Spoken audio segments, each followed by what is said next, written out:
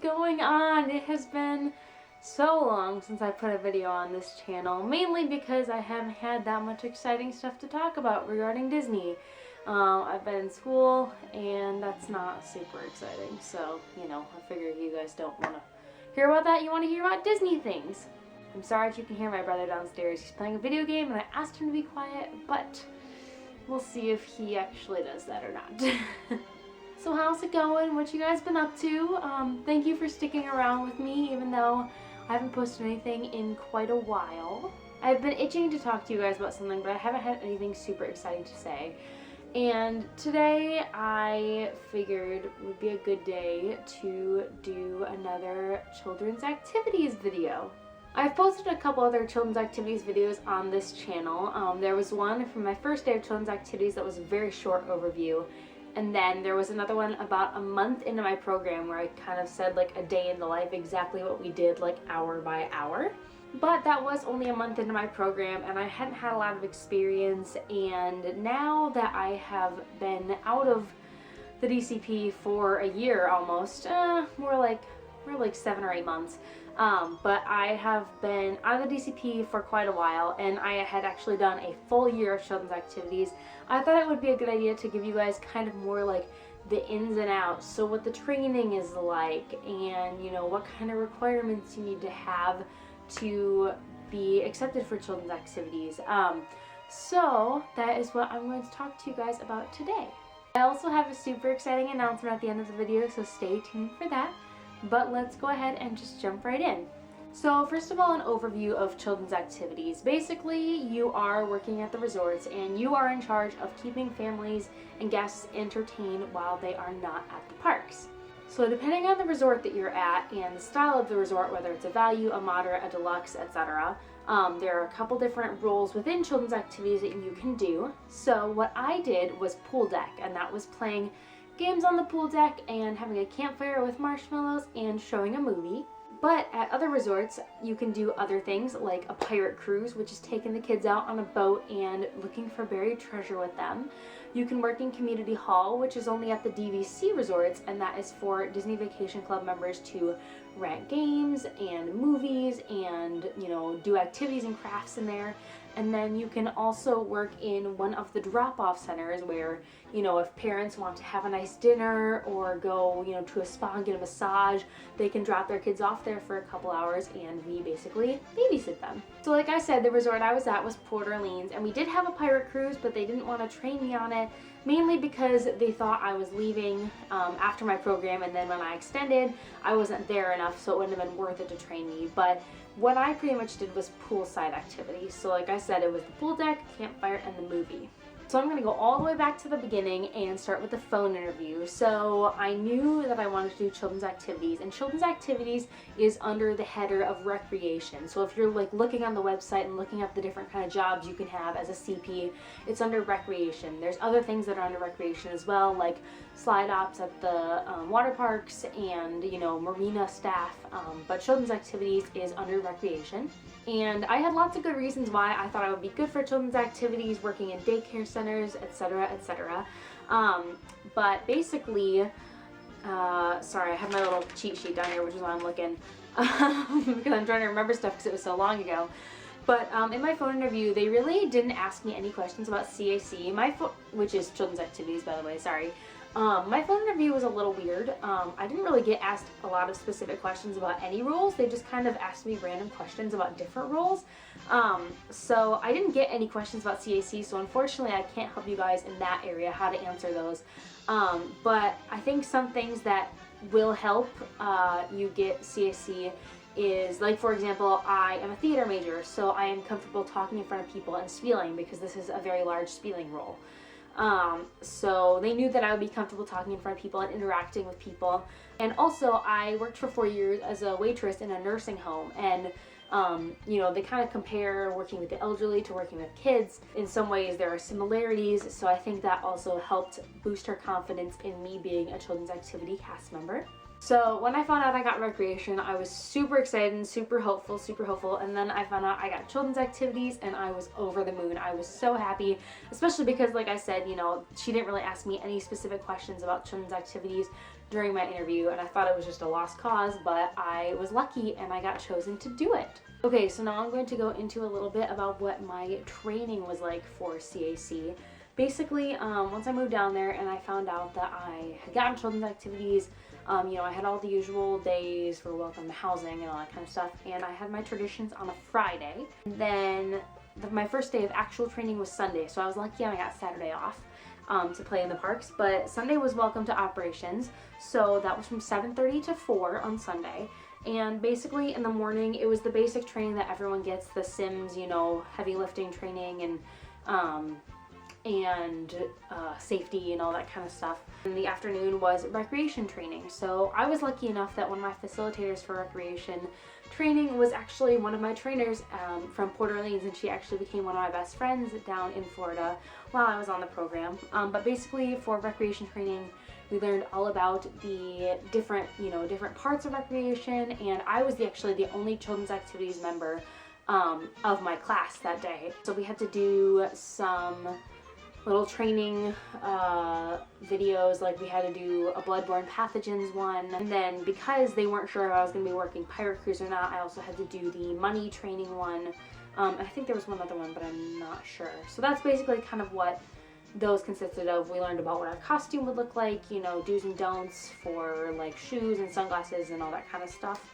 And then Tuesday we had, I had Monday off, and then Tuesday I had All Jazzed Up, which was my orientation at Port Orleans.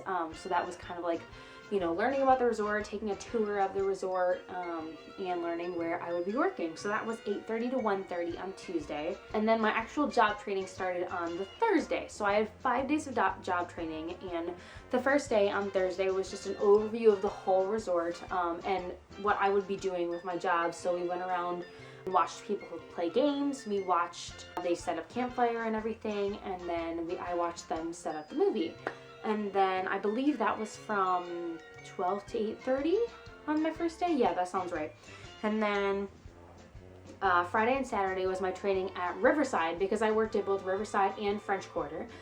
So Friday and Saturday I was trained at Riverside. One of them was the AM shift, which was 12:30 to 9, and one was the PM shift, which was 2:45 to 11:15.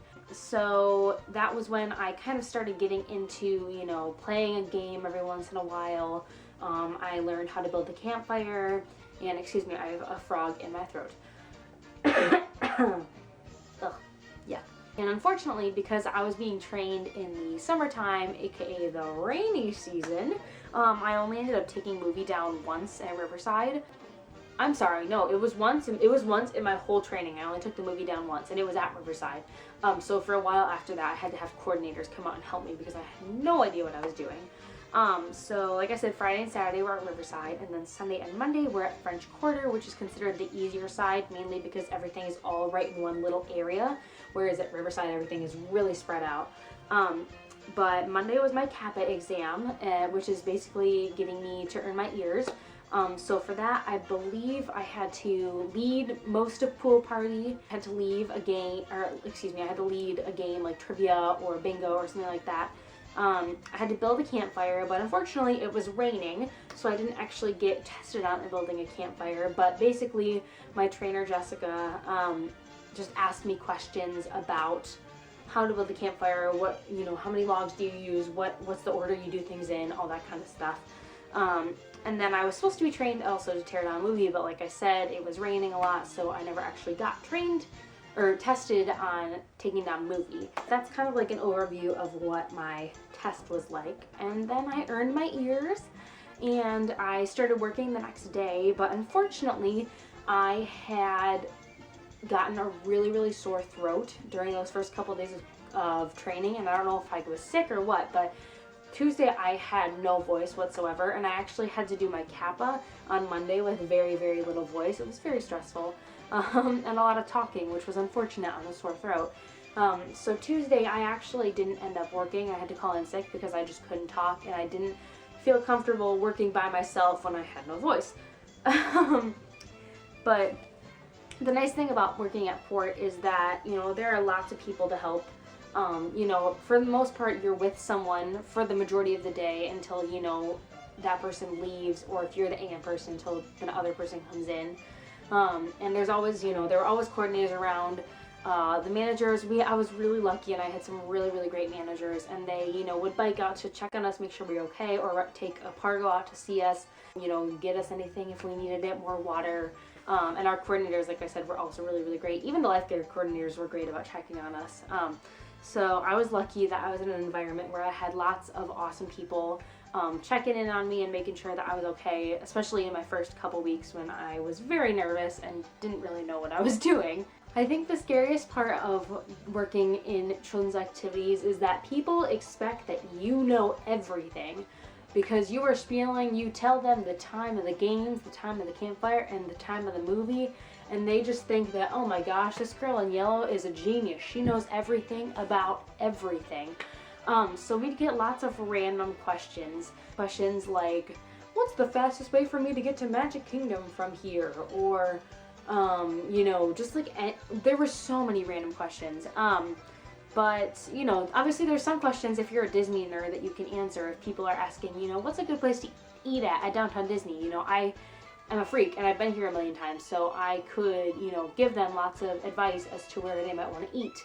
But one thing that I can definitely say is if you are children's activities, just learn as much as you can about Disney World and Disney in general. Because like I said, you know, people are going to ask you questions about transportation, about the parks, about the shows, about the food, you know, they're going to ask you all kinds of stuff, and it's good to have a knowledge of that kind of stuff so you can answer them honestly and with a good opinion. As well, it's important to learn about Disney characters and like Disney Junior, because we do a lot of activities centered around, you know, characters. For trivia, you have to know who different characters are, or like there's a Disney Junior pool party and you have to know about the different Disney Junior shows. So that is one thing I would say. If you are interested in doing CAC and you actually get hired for CAC, I would do as much research as you can. Plus, it's like fun research. You get to watch, you know, Disney Junior and Disney movies and like learn about the parks, and who doesn't like that? So I'm not sure if I've talked about this in any of my previous videos, but one thing that we are required to do as children's activities is be first responders on the pool deck. So that means we have to be trained in first aid, CPR, AED, all that kind of fun stuff.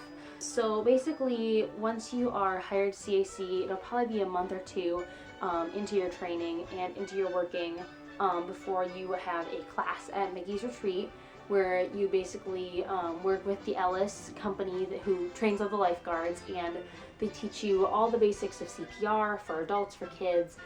They teach you how to use an AED. They teach you all about like burns and cuts and, you know, all those kinds of things. And it's not super hard to pass those tests. You know, they teach you it and they help you through your exams. So it's really not that bad. But once you've passed, you get to do a fun little thing each month called IST. And that is basically where you are refreshed for an hour a month on all your CPR stuff. So like for one example, we practiced CPR on our actual coworkers, which was scary, and I got nervous, and I actually tried to like make my coordinator throw up because I forgot, and I started, you know, pressing on her stomach. But sometimes it's not as crazy as that. Sometimes we do, you know, like a little card game where it's like guessing clues about different types of illnesses, all that kind of stuff. And you also get to wear a hip pack, which is pretty cool. And you wear a fanny pack, and you've got towels to help with, you know, cleaning up like bloody noses. You've got gloves to help with different things. You get to carry around one of these super fun little guys, which is for CPR. Put it over their mouth and their nose, then you breathe in. I can't think of what this is called. I don't know. But you get to have one of these. And honestly, I was very nervous about this. I was like, oh my gosh, like I'm gonna have to perform CPR. I'm not ready for this. I get too nervous. But honestly, you're just learning it so that way if you need to use these skills, you have them. For the most part, if you're on the pool deck, you know, the lifeguards are gonna be on their game, and they're gonna be, you know, getting to people and helping them out before you even really need to. From what I had heard, for the most part, you know, if anything, any kind of situation that was a 3-whistle or like a very serious situation occurred, you as a CAC member would basically be doing crowd control, you know, keeping people away from the action. But honestly, the worst I ever dealt with was like a cut, or, you know, someone needed a band-aid or someone bumped their head. Like, it wasn't anything super crazy. They just want you to have the skills, so that way if you are at movie by yourself, or, you know, if you're at campfire and someone gets burned, you have the skills to help them out. So one thing that is kind of exciting about children's activities is that if your resort is overstaffed with CAC people, you will sometimes get sent around to other resorts. I was very nervous about this at first, mainly because I was like, I don't know where to go, I don't know who to talk to.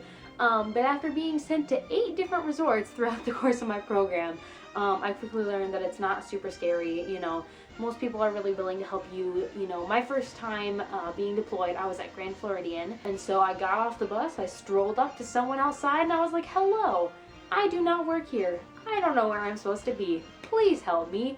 And the man was very nice, and he got me where I needed to go. So that's the biggest thing I can say. Don't be afraid to ask people for help, even if they're not recreation people, because usually they can at least point you in the direction of the pool where you can normally find a coordinator or someone with recreation who can help you get to the right place. But, you know, it's like I said, it's a little nerve-wracking because everything is slightly different and things, you know, might be set up differently, the way they do things might be different. But it is kind of cool because you do get to see the different games that they play and the different ways that they play the same games that you might play. So it's scary at first, but after a while you get used to being deployed and you get to meet lots of new cool people as well. So lastly, because this is probably an extremely long video, I'm going to leave you guys with a couple of tips for if you want to work this job. You know, this position is quite a lot. Not a lot of CPs are normally accepted into this position. So these are a couple of the factors that might decide if you really think that you are up for children's activities. So first of all, this position is a very, very active position. You are out in the sun all day. Unless it's raining, then you're inside. And sometimes you're even outside in the rain. I once did a half-hour dance party in pouring rain. So you're outside all day in the sun, moving around, jumping, dancing, being crazy and silly with the kids. It's a lot. You need to be drinking a lot of water, keeping yourself really hydrated, and getting in the pool to cool off if you get hot. That's one thing that they really recommend.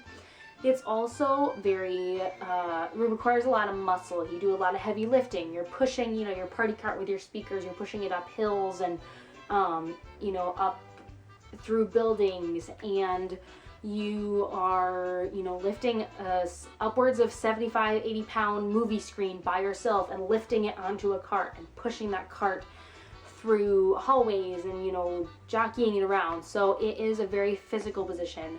You really have to be comfortable doing a lot of heavy lifting and being out in the heat all day. This position also takes a lot of creativity because they really want you to extend a game for the whole time that it is set to be played. So if trivia is supposed to be from 4 to 5 and you get to like 4:40 and no one wants to play, you're all done.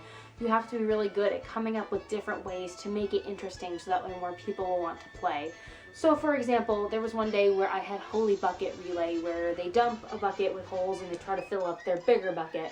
And it wasn't lasting. I still had like 15 minutes left of the scheduled time. And so I said, hey, let's set these big buckets on the side of the pool and just splash water and see who can fill their bucket the most in a minute. And that got a lot of kids really excited because they were like, oh, this is a new way to play this game and we get to splash and make a lot of noise and water. So you have to be really good at thinking quickly and changing up things in order to make the guests want to play your games. Another thing that you really have to be comfortable with is talking in front of people. So this role, although it is not a page spieling role, you are spieling all the dang time. You have an opening spiel, you spiel before each game, you talk on the mic during the games, especially during trivia. And it is also important to have good ad-libbing skills because, you know, it's fun to make the games more interesting if you can throw in little jokes or little puns or, you know, banter with your coworkers. You have to really be good and comfortable with speaking to people and speaking in front of people. And lastly, I think the biggest thing with this role is teamwork. Most roles at Disney, you're going to be working with people. There's hardly any roles where you are like completely alone the whole time. So you really have to be comfortable working with other people, and you are alone for some of your day, whether you are opening and you're starting out on the pool deck for a couple hours before your PM comes in, or you're the PM and the AM leaves and you have all a movie to be by yourself. But other than that, for a good chunk of those, probably like 6.5 out of those 8 hours, you are with a partner. And it is really important that you are able to help each other when you need it. That was one thing that I was very lucky with my coworkers, was for the most part, everyone was really, really good about helping each other out. When I had bronchitis for a month, I still wanted to work, and I was still able to work because my body was completely fine, I just had no voice. And my coworkers, especially a select few of them, were very, very good about doing as much of the talking as they could, except for, you know, an hour or so when I was by myself and I had to talk, because I was the only one there. But they were really good about taking over the mic and, you know, making sure that I was comfortable and I wasn't straining myself.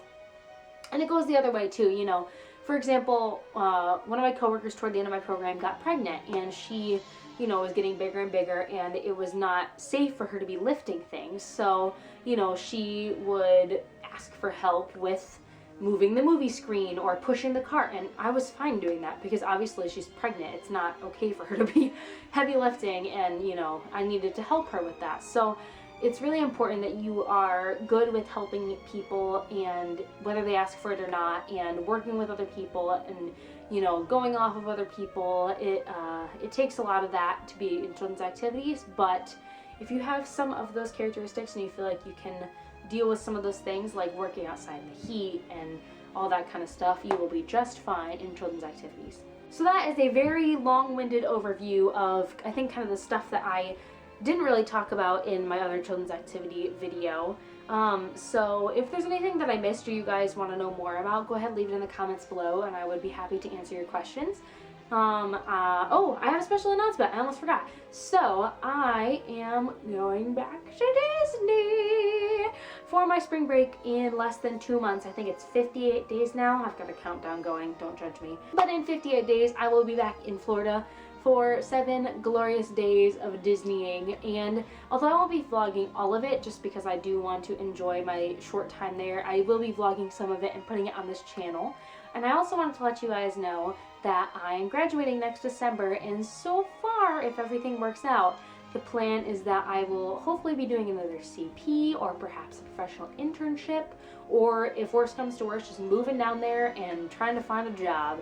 So there will be lots of Disney coming in the future. So thank you guys for sticking around with me, even though I haven't put up videos in several months. I know I lost a couple people, and that's okay. I understand. I wouldn't stay subscribed to someone who didn't put a lot of videos up either. But thank you to those of you who stuck around. I really appreciate it, and I'm excited to put more things on this channel and get this channel going again. So thank you for watching this video. I really hope you enjoyed it and that it was helpful for you if you are interested in pursuing children's activities as a career. That is going to be it for this video. So I will see you guys at Disney World in a couple months, I guess. Bye!